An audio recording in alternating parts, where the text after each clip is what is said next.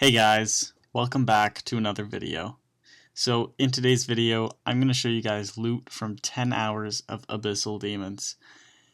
And this is pretty cool because it's after the mining and smithing rework. So you're really going to get to see the actual loot, that you can expect at Abyssal Demons. Now with the rework completed and you're getting rune salvage instead of the rune item drops. So for this 10 hours, I was using some Torva. So I have my Torva plate body, Torva plate legs on, and then I also had my Bandos boots, my Bandos helmet, and my Bandos gloves. And I also had the augmented scythe. Now I didn't have the Demon Slayer perk, which would have made this probably a little bit better, but nevertheless I did get quite a few kills. I actually got roughly 1,000 to 1,200 kills per hour, and I was also claiming the Slayer contracts, and these did boost up the profit per hour because every Slayer contract you get 170k, and you can actually complete one every 12 minutes. I didn't actually go cash it in every 12 minutes, but I cashed in quite a few of them, probably 10 to 20 of them in the full 10 hours, so that kind of boosted the profit a little bit. And so if you guys don't already know how to AFK at Abyssal Demons and get over 1,000 kills per hour, then I will be linking the link to my Abyssal Demon AFKing guide down in the description down below, so if you want to check that out, that's where it will be. So anyway, let's just get on with looking at the loot breakdown. It was actually really good for these 10 hours. The first hour got really lucky with the whips and whatnot, so that was pretty cool. This is my loot from 10 hours of Abyssal Demons. And so I got some pretty good loot. As for the gems, I didn't actually pick up all of the gems, but I did get the attack skilling pet, which is pretty awesome. I was training both attack and strength throughout the whole thing. So anyway, let's check the price check. And I have about 7 mil in just the average items, 1 mil in Abyssal whips. So I got 14 in 10 hours, which I think was pretty lucky. The first hour, it was insane. I got like 4 or 5 whips, I believe, and then it slowed down from there. But you got 2 mil in the fire orbs, which is pretty good, and then the uncut dragon stones. Now I got 104, but as I said, I didn't pick up all the gems, so most of this was I got a rare drop, table drop. It was, I believe it was like 60 noted uncut dragon stones, so that was like a 400k drop, and that really helped. And 1 mil in the pure essence, which is pretty cool. And I did not include the cash that I have received, so let's just get that now. And let me just change this around. There we go. So let's drag my drops out. So these are the drops that I actually obtained. So pretty much all of them. Yeah, and let me scroll down a bit just to see.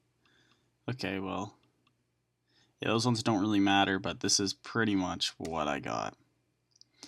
So the coins, 4.6 mil in just coin drops, which is really nice. And then it doesn't include the spring cleaner drops that I got, but anyway, I guess it was 24 mil. But we'll just do the full price check here. And as you can see, most of the money obviously comes from the spring cleaner and the coin drops. So just looking at this, so we have about 36 mil in total, like 35.8 mil, and I'm just going to go through the loot breakdown now. So looking at the loot breakdown, the total revenue that we actually obtained was about 35.8 mil, and then the costs actually did add up quite a bit. So I was using some divine charges. I had my Torva plate body, my Torva plate legs, and the augmented scythe, those 3 were all augmented and we're using divine charges.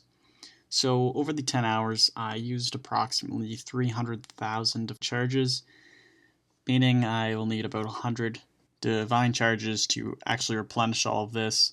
Right now, the current price is about 57,000, so that's about 5.7 mil in costs. And then for the potions, I used 25 aggression potions, and the price for these are approximately 60k right now. And then I also had some prayer potions, so I added that to that cost as well, which is roughly 2 million. And then the springs I used about 1,000 of them, so that's a $4.5 million cost. So the total costs actually come out to 12.1 million, which is quite a bit. And so overall, this actually puts the profit down to 23.7 million. So it's not actually that great money. So I'm making about 2.37 million per hour. And I think this is really realistic. It's pretty cool to actually see this because that's what I always kind of thought the prices would be. But everyone seems to think that you're getting 4 or 5 million GP per hour at Abyssal Demons. But I don't think they realize, I don't think they ever take into account the cost that you're using at Abyssal Demons. Now, it is correct, you don't actually need to augment your gear. You could just go with full Bandos or something that doesn't even degrade, and you should be safe here. But, it doesn't change it that much. It would change it by 500k per hour. Yeah, you could probably get about 2 to 3 mil per hour, but I wouldn't say any more than 3 mil per hour. And so now looking at the XP breakdown, I was training attack and strength at the same time, so it was halving the XP I was getting, opposed to just training one at a time. So overall I got 3.5 million attack XP and 3.5 million strength XP. And then I also obtained 2.3 million constitution XP. And the Slayer XP was from the Slayer contracts. I never actually was on task, so I actually got 500k Slayer XP as well, for a total of 9.8 million experience over the full 10 hours. And this isn't including the invention XP. I didn't really keep track of that, but I would say it was right around 2 million to 2.5 million invention XP. And so looking at the combat XP per hour, you can actually get about 700k combat XP per hour. That is what I was getting. Now you could probably improve this by putting on your Demon Slayer perk and maybe a few other perks. So you could probably improve your efficiency here and kill a few more Abyssal Demons per hour. But overall it's probably right around 700k to 800k combat XP per hour. And then the Constitution XP that you can expect is around 230k Constitution XP per hour, which is pretty great as well. So as you can see, Abyssal Demons are a really great method for both money and XP, and they're AFK as well, which just makes it perfect to do. Really, if you plan on doing 10 hours at Abyssal Demons, you really shouldn't have any problem. I didn't. It was pretty simple. I mean, you're just AFKing, you get to work on something else while you're just drinking a few potions and making sure your guy's not dying, and you got to pick up the drops too as well. But if you have your area loot on, that makes it pretty simple. Anyway, if you have any more questions about how to actually do this method, how to AFK at Abyssal Demons, again, the link to my AFKing Abyssal Demon guide is in the description down below. So check that out if you want. So anyway, that is really it for this video. One last thing I would like to say is that I would like to thank all of you guys that support me and watch my videos, support my channel. I've just recently made it to 3,000 subscribers, which is a pretty awesome milestone, and it's really great. I'm humbled to have that many people actually follow my channel and watch my videos. So thank you guys for your support and everything. And so anyway guys, I hope to see you in the next video. Peace.